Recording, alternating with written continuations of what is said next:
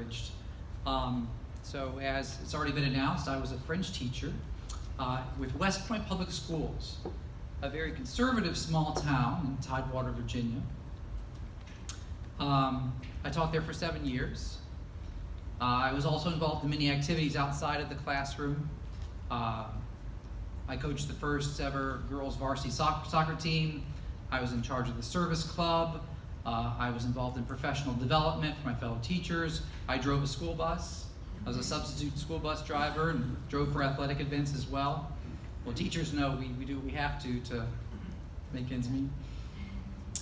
Well, at the end of the 2018 school year, so this is 2 years ago, one of my favorite students, a 14-year-old girl who had been taking my class since the previous year, announced to me that she was transgender and was adopting a male identity. She told me her new masculine name and asked to have a new French name, the one we use in class. In French class, all the students have a French name as part of the cultural experience. I not only acknowledged her new name, I agreed to call her new name, but gave all of my students an opportunity to change their French names at the beginning of the following year, beginning of the following school year. She came to see me at the very end of the school year 2018, so at the beginning of the following year, the following fall, I gave all my students a chance to change their French names so that she wouldn't be singled out. In mid-October of that school year,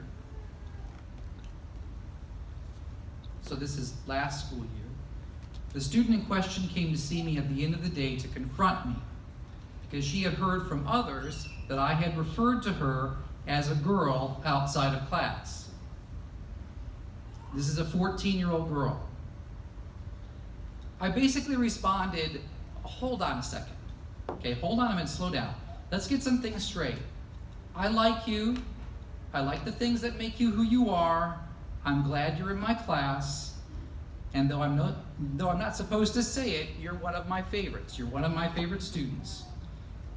That said, your new identity is a big change, and you're going to have to extend me some grace during this transition. Period. The student was satisfied with our conversation, and we remained on good terms. But I was indeed in a dilemma.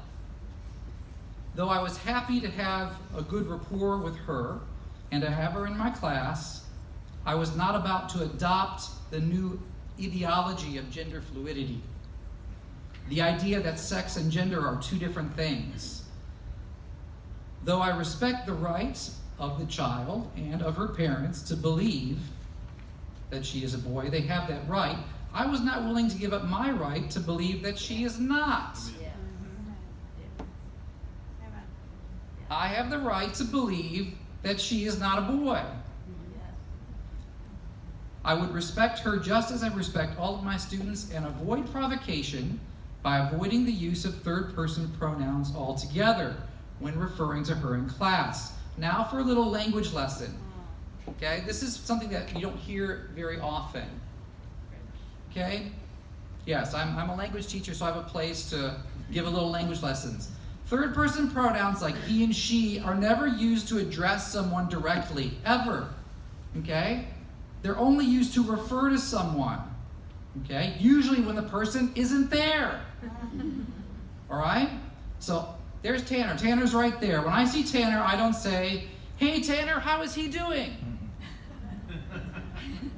Hi, Tanner, how is he doing? No, hi, Tanner, how are you doing?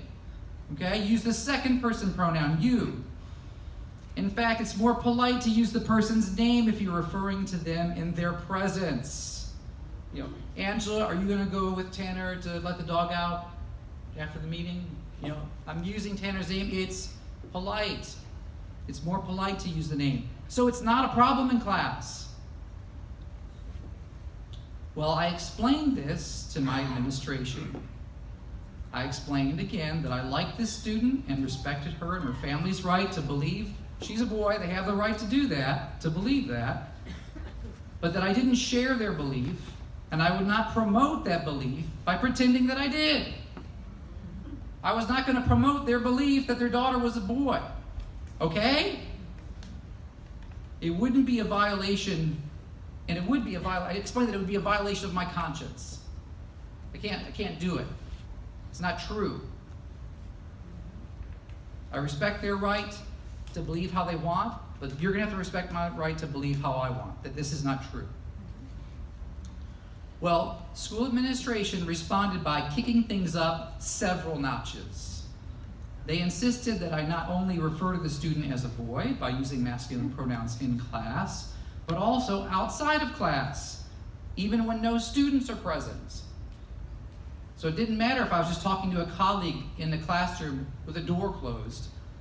If I were denounced, I could be denounced for referring to that student by her biological, by the fact that she's a girl. I could be denounced and fired, even if there are no students present.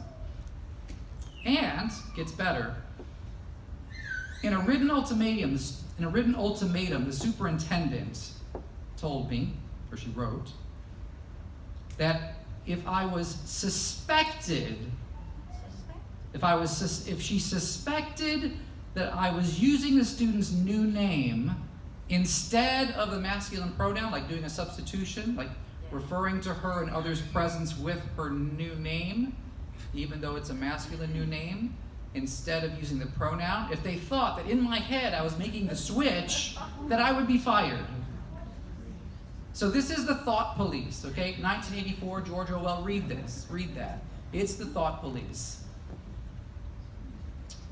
So, in other words, to sum it up, I was being required to show adherence to the belief that my female student was actually a boy. I had to show adherence to that belief through my speech. Now, the school administration may be convinced that the only way to help my student is to force everyone to at least feign agreement with her and her family's new faith in gender fluidity, but it's just not true. It's not true. At least I reserve the right to not agree, to not adopt their faith, their new faith. It's a brand new faith. And this is why I'm being represented by Alliance Defending Freedom, and I'm very thankful. I'm very thankful for their help. So there I am in a suit against West Point Public Schools, because we are actually protected by the Virginia Constitution. Okay? The Virginia State Constitution protects liberty of conscience, freedom of speech, and free exercise of religion. We are not to be compelled to say things we don't believe or to promote ideas we don't agree with. And all of this without addressing what we're teaching children, even elementary school children, in our schools concerning the nature of personhood. Thank you.